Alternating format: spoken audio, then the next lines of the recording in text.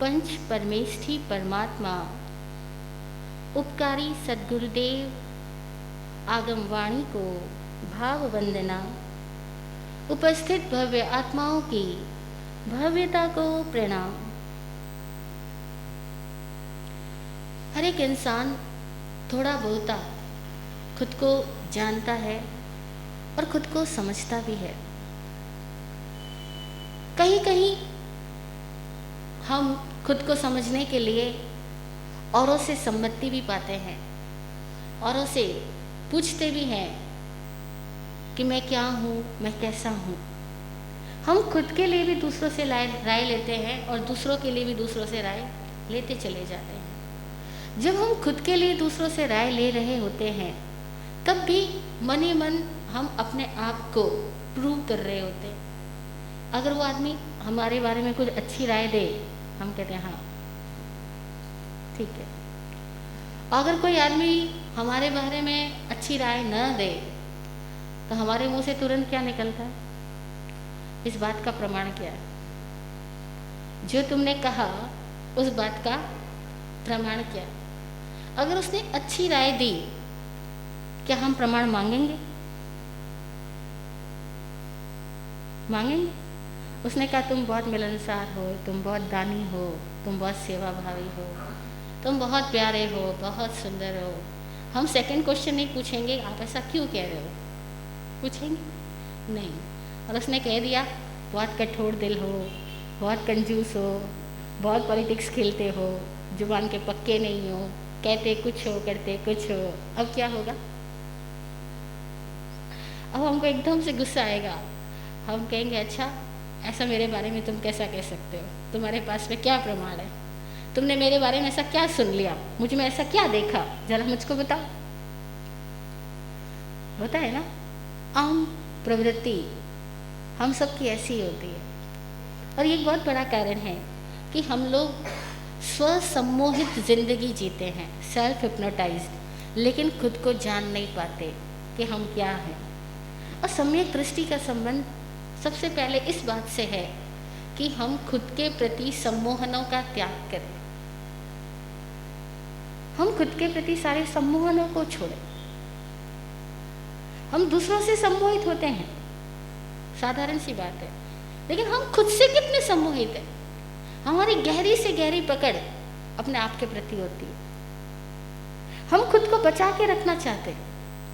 और ये एक बहुत बड़ा कारण है कि हम लाखों बार ज्ञानियों के पास बैठ जाएं, ज्ञानियों की वाणी सुन लें, अच्छी किताबें पढ़ लें, जिंदगी में हजारों बार ठोकरें खा लें, तब भी हमारा ये स्वसम्मोहन, खुद से खुद की पकड़, ये नहीं जाती, ये नहीं छूटती। और इस वजह से गहरे में हम वो ही बने रहते हैं जैसे हम थे, डरा हुआ, लालची, क्रोधी, अहंकारी। ये सारे दोष गहरी जड़ जमाए रहते हैं। सवाल करते हैं लोग कि ये सारे दोष इतने गहरे क्यों रहते हैं, निकल क्यों नहीं जाते? इसलिए नहीं निकलते क्योंकि हमारी अपने आप के साथ आइडेंटिटी इन दोषों के साथ है। और ये दोष हमको दोष नहीं लगते, ये हमको अपना निज स्वरूप सा लगते, अपना ही स्वरूप सा लगते। इसीलिए देखो ना, उद्यम करना यानी कुछ उठ करके काम करना, हम सोचते हैं कब काम खत्म हो, थकान, बस बैठ जाऊं, कुछ करना ना पड़े। उद्यम करने में हमको जोर आता है और कुछ करना ना पड़े, आलस करना अच्छा लगता है। मंत्र जाप करना हो तो जोर आता है, लेकिन अगर किसी की निंदा चुगली करनी हो तो कहेंगे जुबान थक गई, कितनी देर तक निंदा चुगली करनी होगी। हाँ, बैठ के ध्यान लगाना हो तो कमर दुखेगी, इतनी देर मैं नहीं बैठ सकता, सीधा नहीं बैठ सकता। और अगर वही कोई मूवी देखने बैठ गए हो, कमर का दर्द याद आने वाला बिल्कुल नहीं है, ठीक है ना। अगर पैसे हाथ में आ रहे हो तो भूख नहीं लगेगी, और किसी ने कह दिया हो कि इतनी देर तक बैठ करके केवल जाप करना है, तब तक खाना नहीं मिलेगा, एकदम से भूख लग जाएगी। हम सबको जिन चीज़ों की इतनी पकड़ है, हम उस पकड़ को नहीं छोड़ पाते। इसलिए देखो, सदियों से सुनते हैं, पढ़ते हैं, समझने की कोशिश करते हैं, लेकिन हमारी अपने आप के प्रति पकड़, हमारी अपनी आदतों के प्रति पकड़ इतनी गहरी होती है कि हम वहाँ से नहीं बदल पाते। लेकिन ऐसा नहीं कि हम बदल नहीं सकते। भव्य जीव कहते ही उसको है जिसमें भव्यता है, तरलता है। भव्यता कहते हैं भव्य द्रव्य इति भव्यम, जो तरल है, जो दयालु है, जिसमें अपने आप को परिवर्तित करने की क्षमता है और जो बदल सकता है, वो भव्य होता है। तो हम सब भव्य है, हम सब बदल सकते हैं। बस एक ही बात का ध्यान रखना है कि जब हम सब बदल सकते हैं तो हम अपनी उस गहरी पकड़ को छोड़े, स्वसम्मोहन को छोड़े। खुद को जो हम मान बैठे हैं, मैं ऐसा, मैं वैसा, इसको छोड़ना पड़ेगा। जब तक ये मैं ऐसा, मैं वैसा हम मान रखे हैं, तब तक हम इन सारी चीज़ों से मुक्त नहीं हो पाएंगे। हम अपने आप को बचा करके धर्म क्रिया करना चाहते हैं, तो धर्म क्रियाएं तो कर लेते हैं, लेकिन खुद के सम्मोहन को बचा के रखते हैं, खुद की पकड़ को बचा के रखते हैं। और तब लोग कहते इतने सालों से कर रहा था आदमी ने, फिर वही वैसे ही निकलता है। ये तो अब इतने सालों से खुदाई से निकला हुआ कोई धातु हो और लगातार वो प्रोसेस से गुजर रहा हो, तब तो बदलेगा ही बदलेगा। तो हम सबको भी बदलना ही बदलना है। हम सब भी प्रोसेस से गुजर रहे हैं, हम सब भी बढ़ रहे हैं, हम सबको भी बदलना है। और अगर लगे कि हम अपनी पकड़ को नहीं छोड़ रहे हैं, तो उस पकड़ के प्रति सजग होना है। वो पकड़ कहाँ है हमारी? हर कोई आदमी कहीं न कहीं अटका हुआ है, कहीं न कहीं अटका हुआ है। और हम लोग क्या करते हैं? अपनी अटकाव को बचा करके बाकी धर्म क्रिया करना चाहते हैं। जैसे कई लोग आते हैं, कहते हैं महाराज साहब, हमने कभी आलू नहीं खाया, कभी प्याज नहीं खाया, कभी शराब नहीं पी, कभी सिगरेट नहीं पी, कभी बार में नहीं गए, कभी नाइट पार्टी में नहीं जाते, हम वहाँ नहीं जाते, ये नहीं करते। मैंने कहा बिल्कुल सही बात है। एक बात बताओ, आपके अपने भाई से नहीं बनती है, वहाँ क्या विचार है?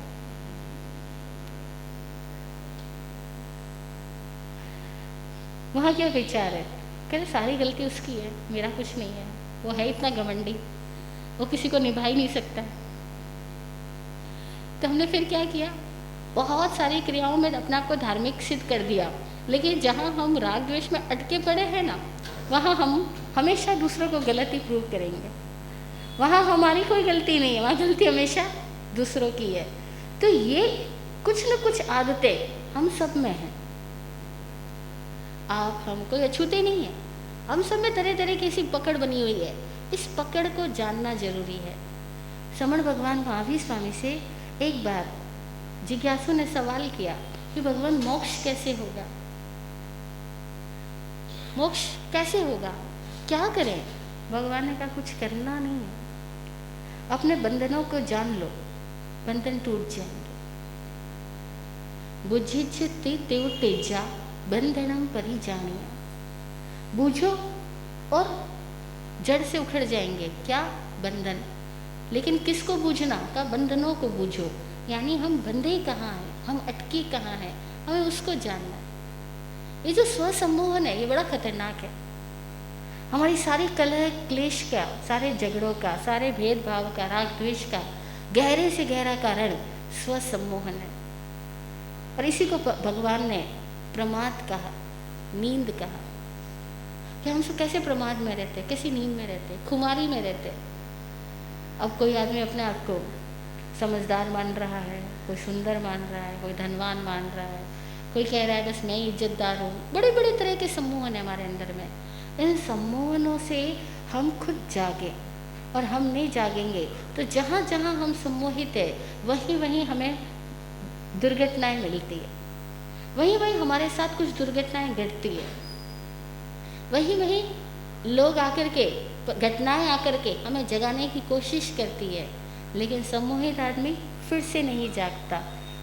एक पल के लिए उसका सम्मोहन के बीच में खरोंच आती है, लेकिन तब वो वापस कहता है नहीं, जो मैं मान रहा हूँ वही ठीक है, और फिर सो जाता है। जैन सूत्र कहते हैं कि एक तरह का अभिग्रहिक मिथ्यात्व होता है, कि जिसमें आदमी एक जिद बना लेता है, और जिद बना करके उसको सत्य मान करके उसी को जीता चला जाता है। ये जो पकड़ है, इस पकड़ के कारण से कितने ही जीव परमात्मा के समोक्षरण तक पहुंच करके भी, परमात्मा के समीप बैठ करके भी कभी नहीं बदले, वैसे कि वैसे बने रहे, वहां से भी कोरे लौट आए, क्योंकि वो अपनी पकड़ नहीं छोड़ सके।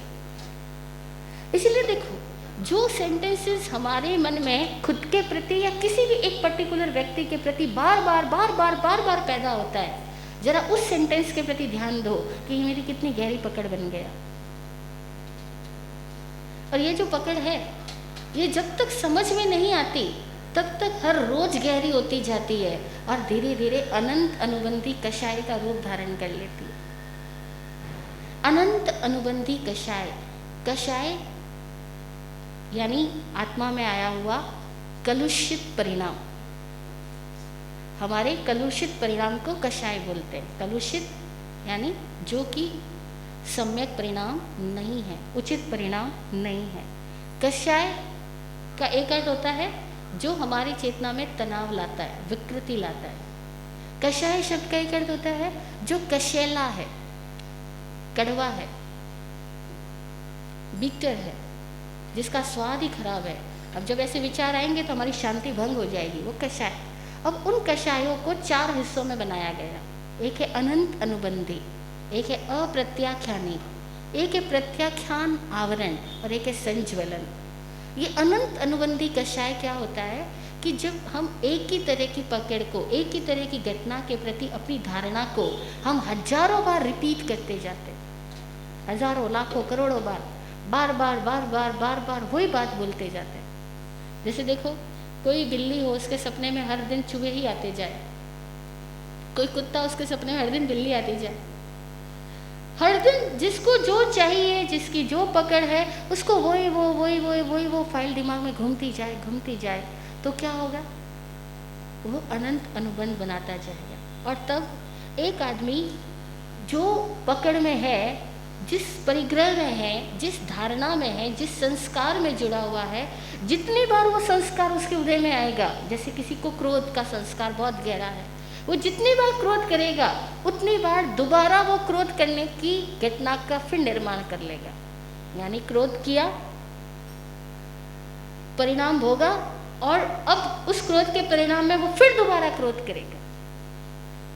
जैसे हम लोग में कहावत बोलते हैं कि हारा हुआ जुआरी फिर खेलता है, हारा हुआ जुआरी फिर खेलता है। हम सब लोग ऐसे ही करते हैं।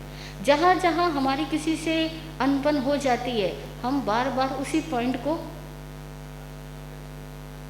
प्राप्त होते हैं। फिर वो व्यक्ति आएगा, फिर अनबन करेंगे, फिर अनबन होएगी, फिर उस व्यक्ति की बुराई करेंगे, फिर उसके साथ जुड़ेंगे। हम फिर उन घटनाओं को भोगते हैं। इसीलिए देखो, कई घरों में, कई संघ समाज में ये लड़ाई झगड़े का जो चक्र है ना, हर थोड़ी देर बाद में आदमी वही पहुंच जाता है, उसी के साथ लड़ाई करता है, फिर थोड़े दिन ठीक, फिर वापस वहीं पहुंच जाता है। ये हमारा अंदर एक चक्र चल रहा है। हमारा दिमाग घूम करके फिर वही राग द्वेष वाली कोई न कोई पॉइंट पे जाके बैठ जाता है। इस अपने भीतर की वृत्ति को हमें जानना होगा कि मैं कहाँ पहुँच जाता हूँ। अब किसी के अंदर कोई तरह की कमजोरी है, किसी के अंदर कोई तरह की कमजोरी है, किसी के अंदर किसी तरह का कषाय, मुख्य रूप से किसी के अंदर किसी तरह का कषाय है। कोई क्रोध में जाता है ज़्यादा, कोई माया में, कोई लोभ में, कोई वासना में, कोई मान में। हर आदमी किसी न किसी एक संज्ञा विशेष से बहुत ज़्यादा पकड़ा हुआ रहता है और उसी के साथ में सम्मोहित रहता है और अपनी उस संज्ञा को प्रूव करने की कोशिश करता रहता है। जो हम अपने आप को प्रूव करने की कोशिश में लगे रहते हैं, इस चीज़ के प्रति हम अपना विश्लेषण करके अगर समझ पाएँ तो हमें पता लगेगा कि मेरे अंदर किस तरह की पकड़ है। पकड़ का पता लगने से ही पकड़ छूटनी चालू हो जाएगी। अनंत अनुबंधी कषाय का पता लग जाए कि मैं बार बार फाइल कौन सी घूम रही मेरे माइंड में, पता लगने लग जाए और हम एक बार उससे अलग हटके अपने आप को देखना शुरू कर दें, वो फाइल ऑटोमेटिकली घूमनी रुकनी शुरू हो जाएगी। पता लगना बहुत बड़ी बात है और वो पता लगे, इसके लिए हर एक साधक को, हर एक व्यक्ति को शांति से बैठ करके अपने विचारों का निरीक्षण करना होगा कि किस दिशा में मेरे विचार जाते हैं। बार बार विचारों में कौन सा विषय आता है, बार बार मेरे को दुख कौन से विषय से होता है, किस बात पे मैं अपने आप को प्रूव करने की कोशिश क्या करता हूँ। मेरे मन में जरूर इस तरह की हीन ग्रंथि रही होगी, उसी बात को मैं प्रूव करने की कोशिश करूँगा।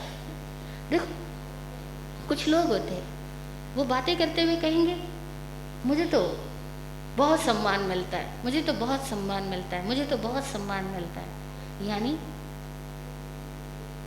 मिलता तो बहुतों को है, लेकिन वो बार बार ये देख रहे हैं कि मुझे बहुत सम्मान मिलता है, यानी उस आदमी में सम्मान पाने की ग्रंथि रही है और कहीं न कहीं वो अपमान के दंश से गुजरा है और वो उस अपमानित क्षणों के अंदर में निदान करता रहा है कि मुझे सम्मान मिले, और आज जब उसको सम्मान मिल रहा है तो उसके लिए बहुत बड़ी बात हो गई। इसीलिए वो बार बार उस प्राप्त सम्मान को देख पा रहा है।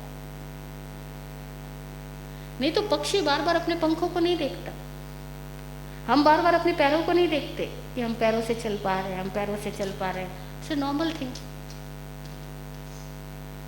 और हमें सम्मान मिल रहा है और हम बार बार गा रहे हैं मुझे तो बहुत सम्मान मिलता है, मुझे तो बहुत सम्मान मिलता है, यानी इस तरह की कोई पकड़ है।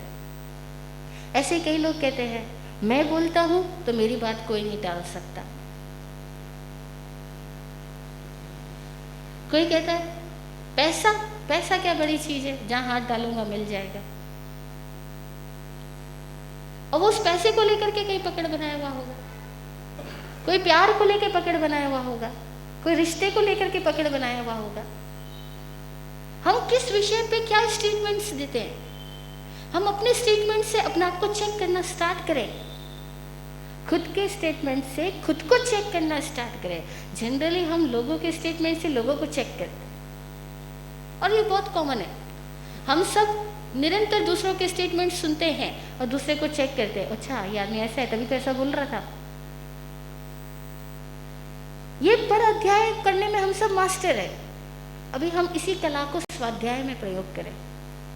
ये आर्ट हम सबके पास है कि दूसरों की स्टडी कैसे करना, इसी से हम खुद की स्टडी करना स्टार्ट करें कि मैं क्या बोलता हूँ, मेरे स्टेटमेंट्स क्या रहते, मैं अपने आप को कहाँ नैतिक सिद्ध करने की कोशिश करता हूँ, मैं अपने आप को कहाँ समझदार सिद्ध करने की कोशिश करता हूँ, मैं अपने आप को कहाँ सम्माननीय या धनीमानी सिद्ध करने की कोशिश करता हूँ, मैं अपने आप को कहाँ सुंदर सुलझा हुआ सिद्ध करने की कोशिश करता हूँ, अथवा मैं अपने आप को कहाँ बुरा आदमी सिद्ध करने की कोशिश करता हूँ। क्योंकि कई लोगों को इस बात का भी बड़ा शौक होता है कि वो हर आदमी के सामने ये कहते रहते हैं मैं तो नाचीज हूँ, मैं तो बुरा आदमी हूँ, मेरी क्या ज़रूरत है समाज में किसी को, मैं किसी के प्यार के काबिल ही नहीं हूँ।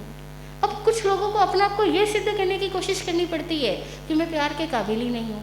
इसका मतलब क्या हुआ कि वो प्यार पाना चाह रहे हैं, इसीलिए बार बार कह रहे हैं कि मैं प्यार पाने के काबिल नहीं हूँ।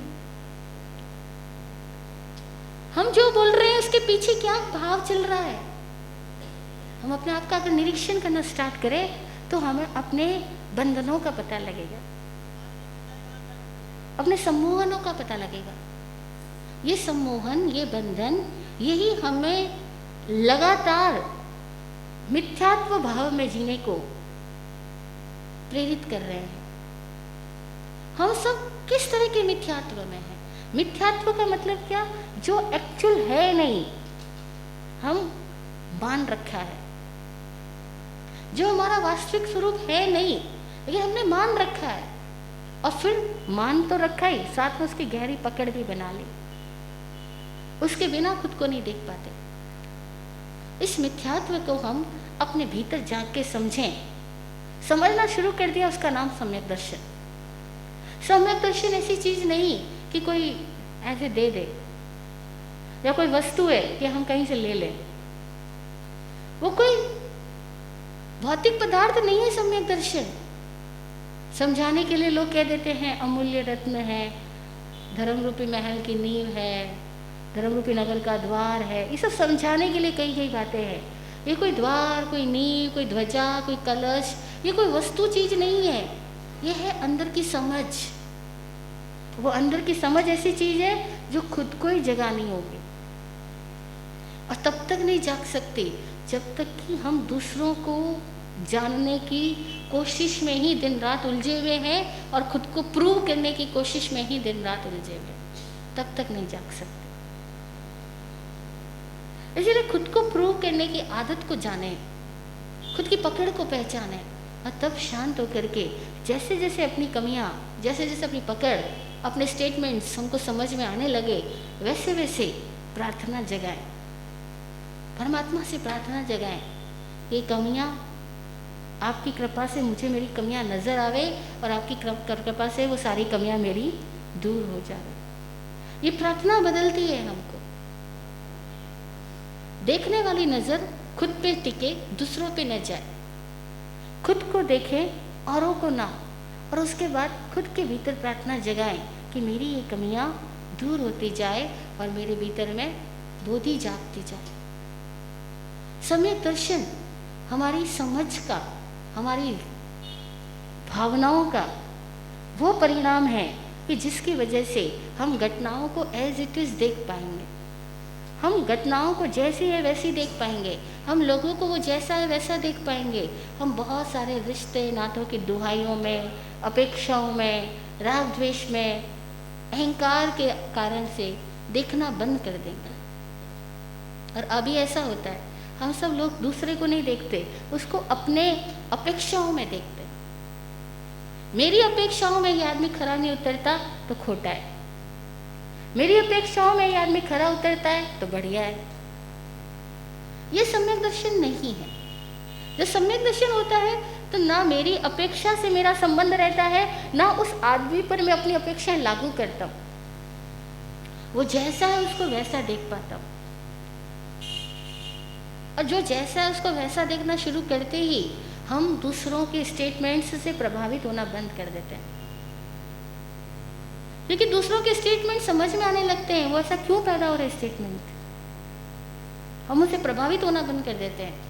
और जब तक हम औरों से प्रभावित होना बंद नहीं करेंगे तब तक हम इस मिथ्यात्व के जाल से मुक्त नहीं हो सकेंगे। और ये मिथ्यात्व क्या? अपने भीतर की समझ में आया हुआ एक दोष, समझ की त्रुटि। जैसे एक शराबी आदमी को कितनी समझ रहती है, जो शराब के नशे में मदमस्त घूम रहा है, वो दुनिया को कैसे देखता है, जैसी है वैसी देखता है या अपने भ्रमों में देखता है। ज्ञानी कहते हैं कि मोहनीय कर्म शराब की तरह होता है, और हम सारे लोग मोहनीय कर्म के वश जीते हैं। तो हम सारे लोग कैसे जिंदगी जीते हैं? मानो शराबियों ने शराब चढ़ा रखी हो। हम सारे लोगों ने मोह की शराब चढ़ा रखी है। इसीलिए हम लोग अपना, पराया, अच्छा, बुरा, बढ़िया, खराब, इन सारे विशेषणों से कभी मुक्ति नहीं होते। ये सारे विशेषण क्यों हैं?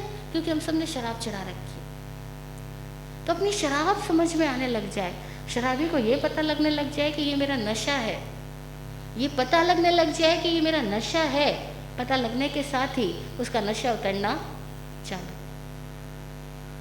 जब तक ये पता ही नहीं लगता कि ये मेरा नशा है, तब तक नशा उतरेगा ही कैसे? बस नशेबाज को ये पता लग जाए कि अभी मैं इस टाइम नशे में बोल रहा हूँ, ये पता लग जाए यानी नशे से वो अलग हो गया। ऐसे हमें अपनी कमी पता लग जाए, हमें अपना मिथ्यात्व दिखने लग जाए, हमें अपनी मान्यता, अपने संस्कारों की पकड़, अपना सम्मोहन नजर आने लग जाए, तो वो खत्म होना शुरू हो जाएगा। इसीलिए मोक्ष की चिंता जो कर रहे हैं कि मोक्ष कैसे होगा, वो अपने मिथ्यात्व को समझना चालू कर दे, अपने नशे को समझना चालू कर दे। मिथ्यात्व छूटने लगेगा, मोक्ष खुद ब खुद हो जाएगा। क्योंकि मोक्ष का मतलब ही है मिथ्यात्व की पकड़ से मुक्त हो जाना, मोह का क्षय हो जाना ही मोक्ष है। मोह क्ष, दो अक्षर है, मोह क्ष। मोह यानी मोह, अक्षय यानी क्षय हो जाना। मोह का क्षय हो जाना ही मोक्ष है। और ये मोह हम सबके भीतर है, खुद से मोह, स्व सम्मोहन यानी खुद से मोह, खुद से मोह छूटे, ऐसी हमारी सजगता हो, स्वाध्याय हो